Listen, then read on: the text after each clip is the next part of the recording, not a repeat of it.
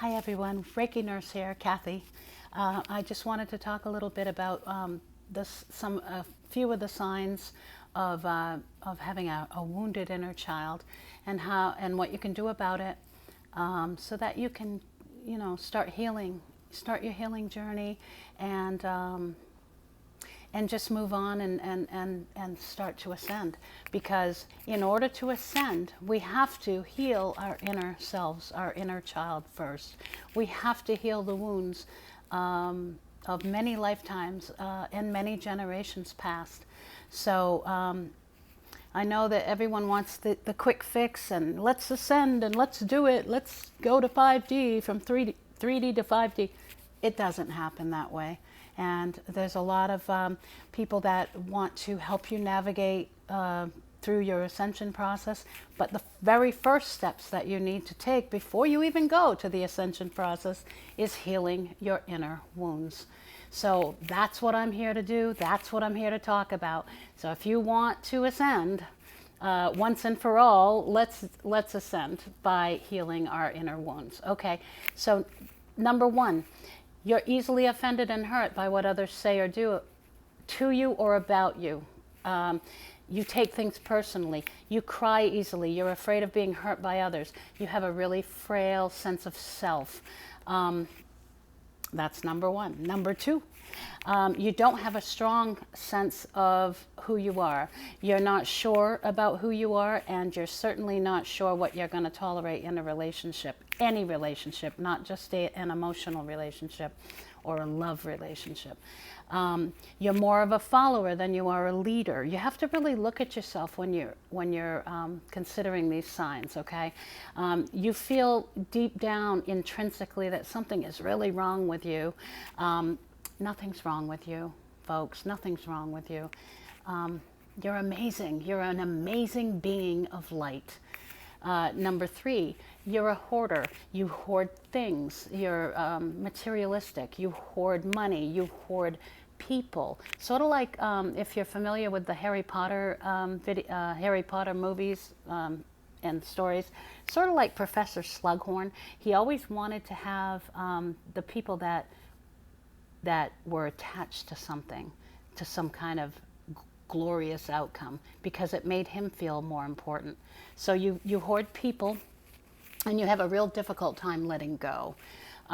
You may feel gender inadequate. That's number five, or it might be number three. You feel like you're not man enough. You feel like you're not woman enough. It doesn't matter. Once you start working through this inner child stuff, you are going to feel amazing. I promise you that. And you're not going to feel inadequate as a man or a woman. You have difficulty trusting yourself. You have difficulty trusting others. You ignore your gut reactions. You don't trust yourself to make sound decisions. You're constantly seeking advice from other people. You're extremely anxious and uncomfortable when you're around other people. That's not just social anxiety, folks. You have a wounded inner child, and you need to heal that wounded inner child. You have number six, you have rigid thinking. You're a perfectionist. You're a people pleaser.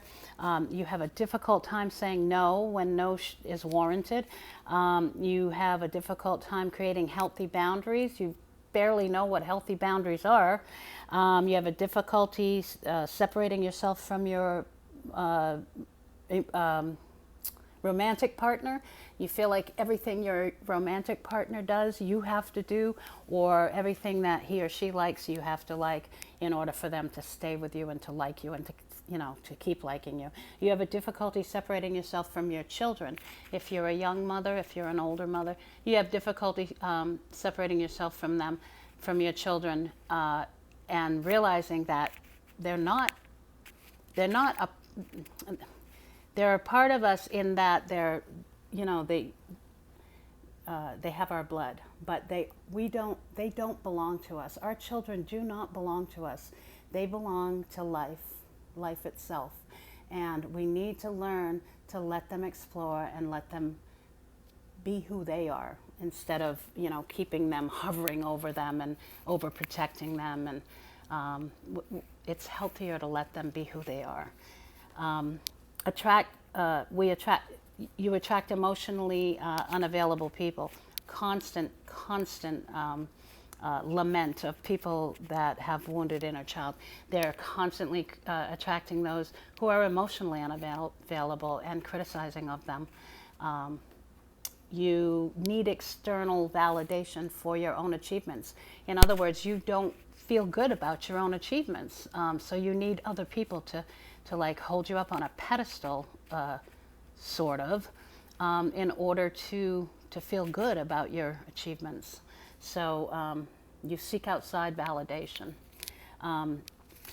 So in order to heal yourself from or to begin healing yourself from this malady or dis-ease, the first thing that's important to know is that it's no one's fault that you are struggling with your wounded inner child.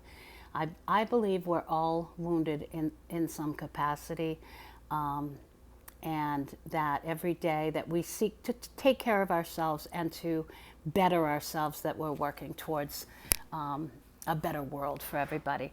So the first and most important thing for me was to stop blaming myself, stop blaming my parents, and stop blaming the pedophiles that that abused me as a child.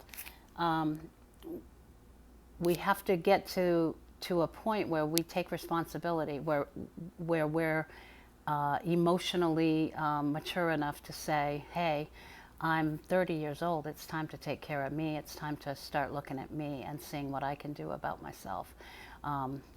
Anyway, begin to see yourself in a positive light. That really helps too.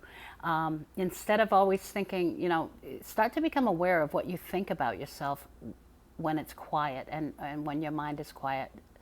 Are you thinking, I'm stupid, I'm dumb, I'm mental, I'm this, I'm that? Instead of change each thought. Start with, I'm stupid, I'm intelligent, I'm beautiful, I'm fortunate, I'm successful, I'm happy. Just try to start changing your thoughts little by little. Another big thing that helped me, my spiritual teacher back in the day had me look in the mirror every morning and say to myself, I love you. Look deeply into your own eyes and say, I love you, even when your gut tells you to stop, even when your gut says that's not true. Just continue to tell yourself, I love you. So my name's Kathy, so I say, I love you, Kathy. I love you, Kathy. Just look in the mirror and say, I love you, Kat, whatever. It feels strange, it feels weird, and believe me, I hated myself so much that it was really difficult to do in the beginning, but she highly suggested that I do it for 21 days because it takes 21 days generally for a thought to become a habit. And so I continued to do it for 21 days. And after 3 weeks, I was like, wow, this is easier than it was in the beginning. And it does start to get easier. So trust me on that one, please. I've been through all of this stuff. I've been through this healing. I've been doing it for many, many years. And it's worth every freaking tear, everything. It's worth it. Write down all your strong points and read them every day.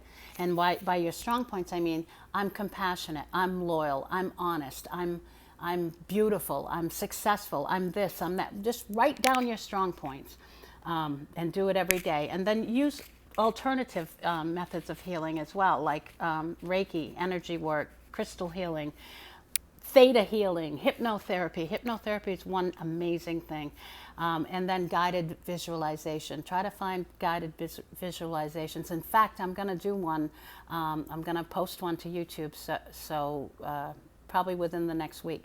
So we can do it together. But just, continue to work on you and continue to love you and continue to tell yourself that you love you. And you guys, believe me, things will get better.